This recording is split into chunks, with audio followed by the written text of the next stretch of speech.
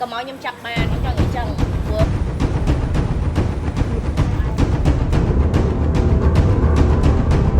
sân chơi canam đấy con hôn để thòng trong cái ai được lên cá để hay ban giờ trong tới video cái newster là mở đấng mà nè nào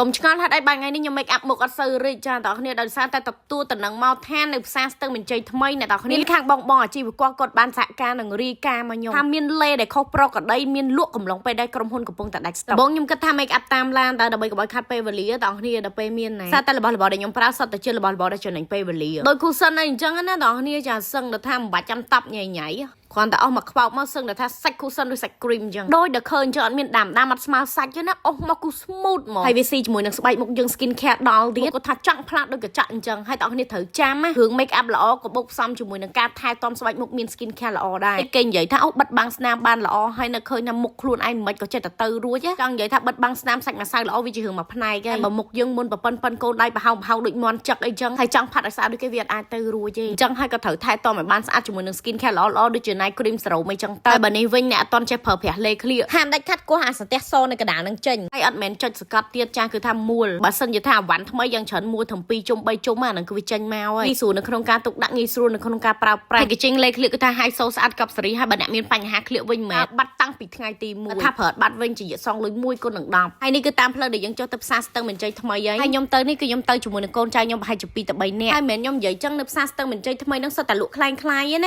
ាគឺមានកន្លែងខ្លះគឺគាត់ទិញប៉ះដោយអចេតនាដោយសារតែវ៉ាន់យើងគឺខ្សត់ពេកទាំងអស់គ្នាចាវ៉ាន់យើងដាច់ស្តុករៀងយូរដែរប៉ុន្តែនៅពេលដែលពួកគាត់ដងភ្លាមពួកគាត់សហការសារអ្នកដែលគាត់លក់ brand នេះយូរឆ្នាំឬក៏អ្នកដែលគាត់ធ្លាប់លក់វ៉ាន់ Zin Original គឺគាត់កលេចវ៉ាន់គឺឆេះហ្មងអញ្ចឹងអាចបិទបាំងភ្នែកពួកគាត់បានទេពួកខ្លាំងៗដូចខ្ញុំនិយាយតាំងពីដើមអញ្ចឹងកុំសង្ឃឹមរួចខ្លួនខ្ញុំមកកម្រចុះផ្ទាល់ដល់ទាំងអស់គ្នាពីច្រើនខ្ញុំឲ្យតែក្រុមការងារខ្ញុំចុះទេហើយបេសកកម្មហ្នឹងខ្ញុំមិនមែនធ្វើតែមួយផ្សាយតែមានពេលវេលាហើយមានការរាយការណ៍មកច្បាស់លាស់ជាក់លាក់គឺខ្ញុំទៅទាំងអស់ចាំទៅនៅពេលដែលយើងទៅដល់ខាងតូបគឺគាត់សហការហ្មងហើយគាត់បានឲ្យខ្ញុំនឹងទៅជួបនឹងមេគាត់ដោយសារតែអីគាត់លក់ច្រើនតូបអញ្ចឹងមុននឹងកំប៉ុងនឹងដៃរបស់ខ្ញុំគឺជាវ៉ាន់ fake ហើយខ្ញុំកំពុងតែធ្វើដំណើរទៅតូបមួយទៀតដែលជាតូបមេរបស់គាត់ចាហើយបងអូនស្រីម្នាក់នេះគាត់គឺជាអ្នកដែលរាយការណ៍មកក្រុមហ៊ុនខ្ញុំបញ្ជាក់អញ្ចឹងណាបងប្អូនគ្នាចាគឺគាត់អត់មានបំណងលក់អវ៉ាន់ខ្លាំងៗទេប៉ុន្តែដោយសារតែមានអ្នកហៅគាត់យកឲ្យគាត់សង្ស័យទៅលើផលិតផលហ្នឹងគាត់ក៏ទិញសាក់20កំប៉ុងហើយសំខាន់ណាស់គឺវាមកលក់តម្លៃស៊ីនស្តង់ដាររបស់ក្រុមហ៊ុនទៀតហើយចាប់ខ្ញុំប្រាប់ថាអ្វីដែលបងប្អូនត្រូវកត់សម្គាល់បំផុតមិនមែនលេខប្រវេទឬក៏មិនមែនការបរិច្ឆេទទេណាអូខេបើលេខប្រវេទទទួលស្គាល់ថាឥឡូវអាប់ដេតទៅ CN 23ហើយក៏នៅមានអ្នកនៅស្តុកចាស់ CN 21ដូចគ្នាអញ្ចឹងអ្វីដែលបងប្អូនត្រូវ take note នេ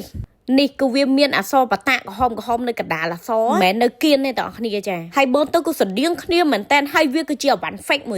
ហើយបន្តិចទៀតខ្ញុំនឹងដាក់វា compare នៅចិត្តរបស់ក្រុមហ៊ុនបងប្អូនគ្នាជួយចំណាំអក្សរកន្លែង ingredient ហ្នឹងចាគឺអក្សរវាបែកក្រហមនឹងចំកណ្ដាលអក្សរហ្នឹងហ្មងហើយបងប្អូនគ្នាមកមើលពីភាពខុសគ្នាចាអវ៉ាន់ Zin គឺនៅខាងលើចាប់ខ្ញុំប្រាប់ពីចំណុចសំខាន់ឲ្យបងប្អូនគ្នា note ចាបងប្អូនគ្នាមើលសញ្ញាព្រួញហ្នឹងណាមើលមកគឺថាដឹងតែខុសគ្នាដាច់ហ្មងអក្សរ Zin របស់យើងអត់មានបតាក្រហមនៅក្រោមទេបើស្ដាប់អត់ទាន់បងប្អូនគ្នាជួយចុច scope ណាហើយស្ដាប់បន្ថែមថតរូបរាងនឹងទុកដើម្បីឲ្យចងចាំដល់ពេលដែលទៅទិញផលិតផលម្ដងដល់កន្លែងនេះវិញអ្នកនរគ្នាចាខ្ញុំក៏បានចាក់ចេញពីម៉ូតូទៅម៉ូតូទៀតតែក៏ស្រាប់តែមានប្អូនស្រីម្នាក់គាត់បានមកកាយគាត់បាននិយាយថាគាត់ទៅងន់4ខែហើយប៉ុន្តែគាត់បានប្រើលេខ្លួនទេគាត់ប្រើតែលេមកអូយហើយតើអស់គ្នាមកមើលមុខអ្នកតងន់ណែចាមុខគេឡើងទុនឡើងភ្លឺឡើងមកសំខាន់គ្មានមុនអីមកគ្រាប់ហើយគាត់ប្រើតែពីរមុខនឹងទេណាគាត់ថាគាត់ប្រើតាំងពីគាត់នៅកំមុំរហូតដល់មានប្តីឲ្យកូនមួយទៀតហើយបងអូនស្រីម្ចាស់តូបនេះគាត់កំពុងតែភ័យគាត់ថាអូយបងតិចខូចក្រេឌីតថាពេលផុសវីដេអូជួយបញ្ជាក់គាត់អីអញ្ចឹងណាបងអូនដោយសារតែគាត់សហការឲ្យរីកាមកក្រុមហ៊ុនអញ្ចឹងគាត់ក៏ជាសាក្សីសំខាន់មួយរូបដើម្បីឲ្យខ្ញុំឈានចូលទៅដល់ការចាប់ខ្លួនដែលផលិតអវ៉ាន់ fake ផងដែរគាត់ក៏មានបងអូនស្រីម្នាក់ទៀតដែលខ្ញុំត្រូវអរគុណគាត់ដែរបងអូនវីដេអូក្រោយខ្ញុំនឹងបង្ហាញឈ្មោះគាត់ដោយសារតែអីគាត់បានចូលរួមរីកាមកក្រុមហ៊ុនដូចគ្នាចាហើយបានចូលមកដល់តូបនេះវិញបងអូនដែលនៅផ្សារស្ទឹង ជ័យថ្មីប្រហែលជាស្គាល់តូបគាត់ហើយតូបគាត់គឺមានទំហំធំហើយគាត់លក់អវ៉ាន់ច្រើនមុខខ្លាំងមែនតើតូបគាត់ហ្នឹងក៏ល្បីគួរសមដែរខ្ញុំក៏បានប្រទះឃើញកំប៉ុងលេ fake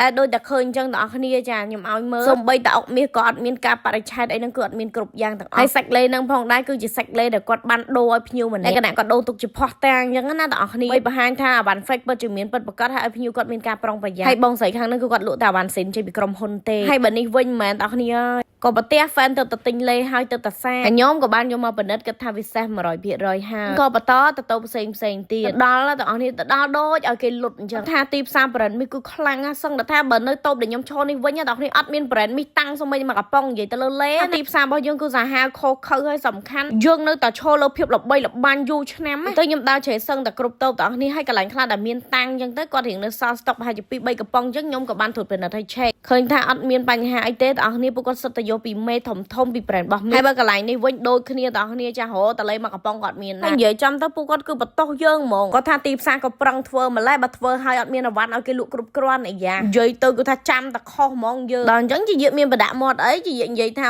ចុះអវ៉ាន់នៅបងឯងសល់ស្តុកអវ៉ាន់លក់អត់ដាច់ដីហុយដលងអញ្ចឹងបងឯងបន្ទោសម្ចាស់ brand គេថាមិនអីចង់ចុះជាយើងដាក់ទៅវិញពីព្រោះថាអវ៉ាន់លក់ដាច់ទីផ្សារផ្ទុះហើយនៅមកបន្ទោសយើងដដែលយើងខំធ្វើទីផ្សារទាំងយប់ទាំងថ្ងៃហត់ចឹកដាច់ខ្យល់នេះទៅខ្ញុំមិនចុះទៅតែខ្លួនឯងទេគឺខ្ញុំយកមេធាវីទៅតាមហើយកន្លែងនេះដែរគឺខ្ញុំធ្វើកិច្ចសន្យាចំពោះអ្នកដែលគាត់បានលក់អវ៉ាន់ fake គាត់បានទទួលស្គាល់កំហុសមេដៃនេះគឺមេដៃទទួលស្គាល់កំហុសបងប្អូនគាត់ថាគាត់បានចែកចាយដល់តូបដែលបងស្រីម្នាក់ហ្នឹងដែលគាត់ភ័យខ្លួនមិញហ្នឹងក្នុងផ្សារស្ទឹងមានជ័យថ្មីហ្នឹងឯងអញ្ចឹងបងស្រីអាសនេះគឺអ្នកដែលយើងរកឃើញថាគាត់ជាអ្នកចែកចាយធំហើយអវ៉ាន់ខ្លាញ់នេះគឺគាត់យកមកពីខាងច្រកឡែនថាឥឡូវនេះក្រុមហ៊ុនកំពុងតែធ្វើការតាមផ្លូវច្បាប់ដោយសារគាត់បានប្រាប់ថាខ្ញុំគឺជាជនរងគ្រោះដែរទេបងស្រីអាសហ្នឹងគាត់និយាយថាគាត់ទិញតពីគេដែលគាត់អត់ដឹងថាជាអវ៉ាន់ fake ទេដូចខ្ញុំនិយាយអញ្ចឹងបើពាក់ព័ន្ធជាមួយនឹងกระดาษខ្ចប់ភ្លើងអត់ចិត្តទេអញ្ចឹងបើគាត់ជាជនរងគ្រោះឬគាត់ជាអ្នកសុំកលុំយើងត្រូវដឹងនៅពេលបន្តិចទៀតសារតែឥឡូវខ្ញុំឲ្យមេធាវីប្រជុំអ្នកដែលគាត់លក់អវ៉ាន់ពីបៃតងហ្នឹងចាគឺហៅមកក្រុមហ៊ុនទាំងអស់ដើម្បីស្រាវជ្រាវរកម្ចាស់អវ៉ាន់ fake នឹងពិតប្រាកដដូចខ្ញុំនិយាយតាំងពីដើមយ៉ាងរឿងម្ចាស់ brand មីតែថាធ្វើគឺធ្វើហើយមាននិយាយឲ្យចោលឲ្យគេមើលងាយ credit ឲ្យគេជន់ credit ទេសូមបញ្ជាក់ចំណុចអញ្ចឹងបងប្អូនដែលលក់ brand មីគឺលក់ដោយទំនុកចិត្តតែត្រូវលក់ដោយភាពស្មោះត្រង់ដូចគ្នាហើយមករយៈនេះផ្ទុះ feedback លេខក្លៀកខ្លាំងប៉ុន្តែ feedback ដែលធ្វើខ្ញុំរំជើបរំជួលគឺ feedback មួយនេះថាតម្លៃយើងថ្លៃគួរសមសម្រាប់គាត់តែគាត់ថាគាត់ទិញឲ្យក្លិនក៏អូសពេញមួយថ្ងៃអត់បាច់ញើសក្លៀកទៀតគាត់ថា brand យើងល្អដូចគេល្បីពិតមែនហើយគាត់សម្រាប់ចិត្តទិញហ្នឹងគឺគាត់អត់ខកចិត្តទេហើយ account ដែល comment ហ្នឹងណាបងប្អូនចា account ស៊ីនណាអត់មែនចិត្តតែ fake profile មកអង្គុយ comment ខ្លួនឯងទៅវិញទៅមកទេណាហើយបើនិយាយពីចំណុះនឹងតម្លៃហ្នឹងគឺសមរម្យណាស់ហើយខ្ញុំសឹងដាក់ជីវិតហ្មងគុណភាពមហាសែនល្អ